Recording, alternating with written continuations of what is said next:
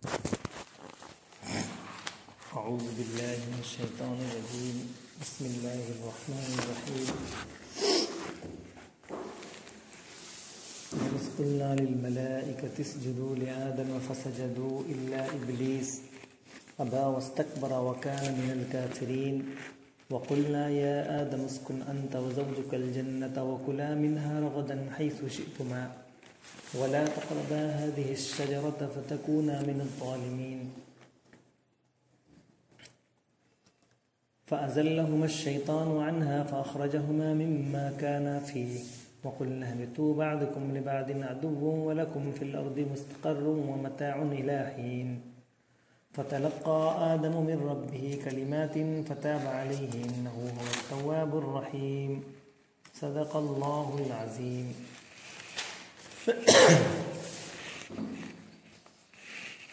پھر جب ہم نے فرشتوں کو حکم دیا کہ آدم کے آگے جھک جاؤ تو سب جھک گئے، مگر ابلیس نے انکار کیا. وہ اپنی بڑائی کے گھمنڈ میں پڑ گیا اور نافرمانوں میں شامل ہو گیا. پھر ہم نے آدم سے کہا کہ تم اور تمہاری بیوی دونوں جنت میں رہو اور یہاں بفراغت جو چاہو کھاؤ، مگر اس درخت کا رخ نہ کرنا ورنہ ظالموں میں شمار ہوگے. آخر شیطان نے ان دونوں کو اس درخت کی ترغیب دے کر ہمارے حکم کی پیروی سے ہٹا دیا اور انہیں اس حالت سے نکلوا کر چھوڑا جس میں وہ تھے. ہم نے حکم دیا کہ اب تم سب یہاں سے اتر جاؤ، تم ایک دوسرے کے دشمن ہو اور تمہیں ایک خاص وقت تک زمین میں ٹھہرنا اور وہیں گزر بسر کرنا ہے.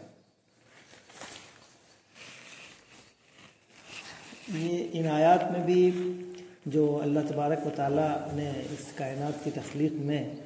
جو اپنا ایک پلان اور ایک مقصد متعین کیا ہے، اسی کے حوالے سے اس کا اگلا حصہ ہے یہ.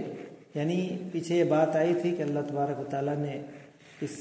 کائنات کو ایک مقصد کے لیے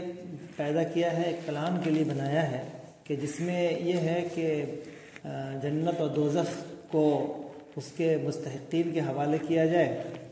اور اس دنیا میں اس کے استحقاق کی بنیاد کو ثابت کیا جائے. اس کے لیے اس زمین میں انسانوں کو بھیجا جائے اور انسان کے ذریعے سے ان کا انسانوں کی ابتلاء اور آزمائش کے بعد ان کو اس جنت یا جہنم کا مستحق ٹھہرایا جائے. اسی ذیل میں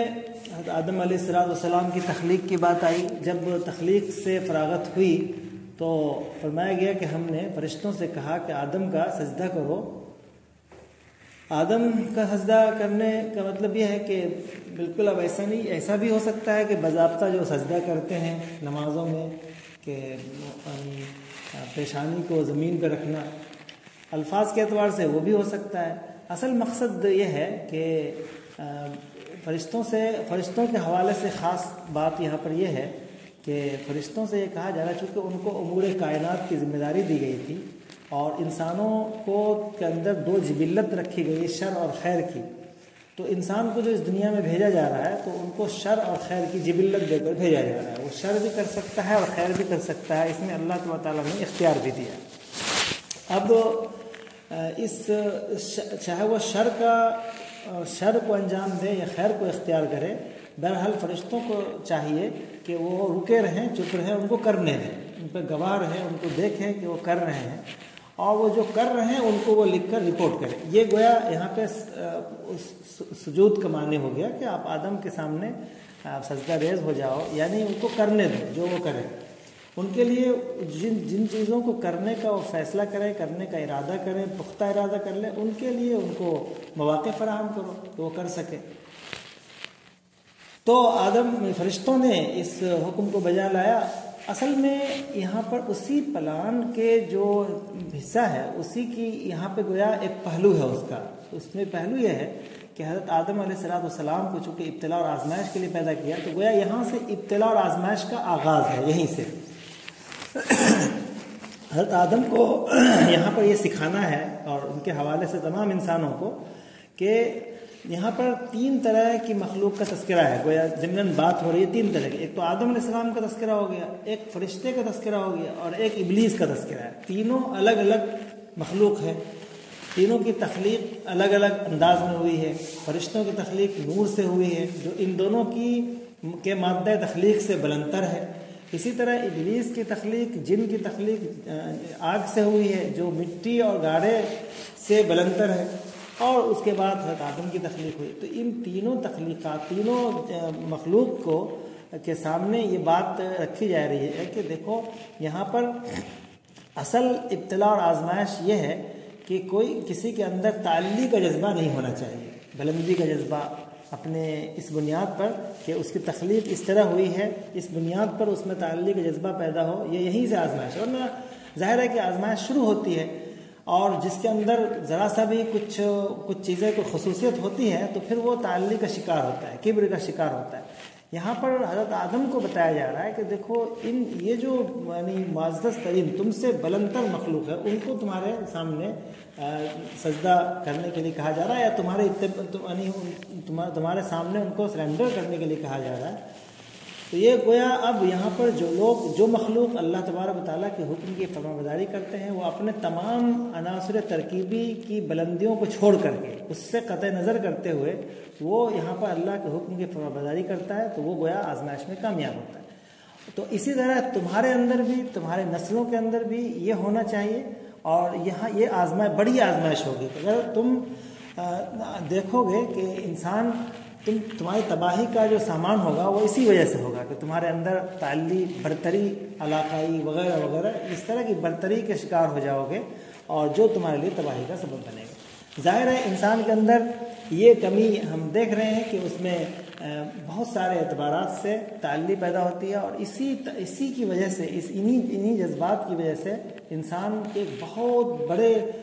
بڑی ہلاکتوں کی جو ایک بہت بڑی وجہ ہے انسانوں کے اندر، وہ یہ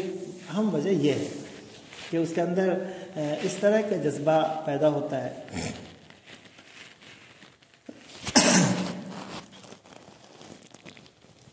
یہاں پر چونکہ فرشتے نے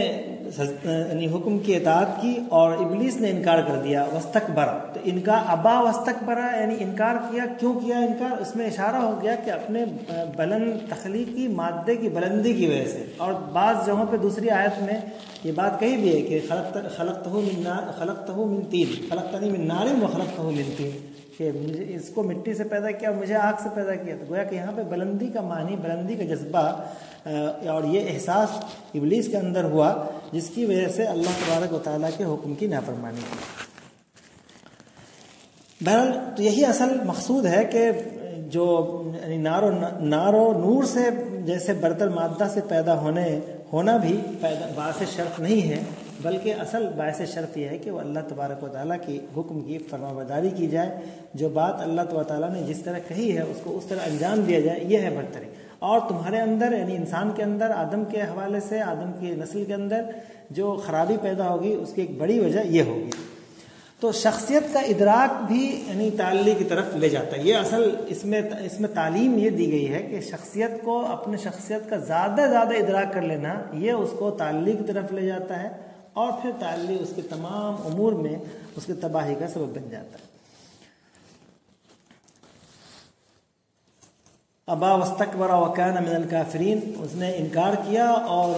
کبر کیا، اور گویا وہ یعنی انکار کرنے، اللہ تبارک و تعالیٰ کے انکار کرنے والے میں شامل ہو گیا۔ تو اس کے بعد میں وقلنا یا آدم اسکن انت وزوجک الجنہ، یعنی پھر اس کے بعد یہ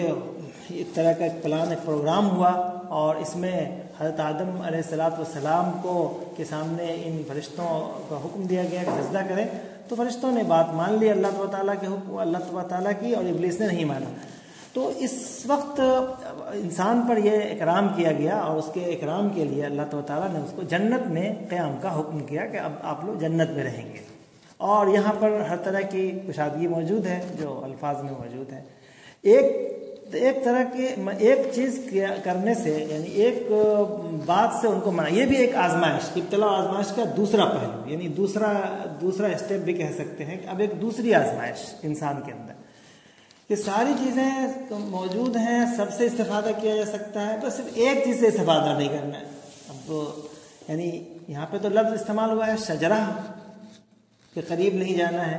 یا اس کا استعمال نہیں کرنا ہے، تو یہ ایک آزمائش۔ یہاں سجرہ سے آزمائش کیا ہے کہ بھئی اگر دیکھتے ہیں کہ اگر یہ بندہ اس کے اندر اگر یہ چیز پائی جائے گی کہ اللہ تعالیٰ کے حکم کی اطاعت کا جذبہ ہوگا تو وہ اس کو جو کتوں اس پر عمل کرے گا، اور نہیں تو پھر اس کو اس کے خلاف کرے گا اور اس کی جو سزا ہوگی وہ دی جائے گی۔ تو یہاں پر بھی یعنی آدم علیہ السلام کی آزمائش اور ابتلا کا ایک دوسرا پہلو ہے۔ اب الشجرہ سے کیا مراد ہے؟ لوگوں نے درخت کے معنی لیا ہے کہ بہت سارے، کسی نے سنبل کا، کسی نے گیہوں کا، کسی نے کیکر کا وغیرہ، بہت سارے مفسرین کے مختلف اقوال ہیں۔ اب یہ درخت بیانی جو واقعی شجرہ سے جو ہم درخت مراد لیتے ہیں، کیا وہی درخت کا مفہوم سمجھ میں آتا ہے اور باضابطہ وہ پھل کھائے، اس میں پھل ہوتا ہے اور وہ کھایا جاتا ہے، ایسا کوئی درخت مراد ہے؟ یا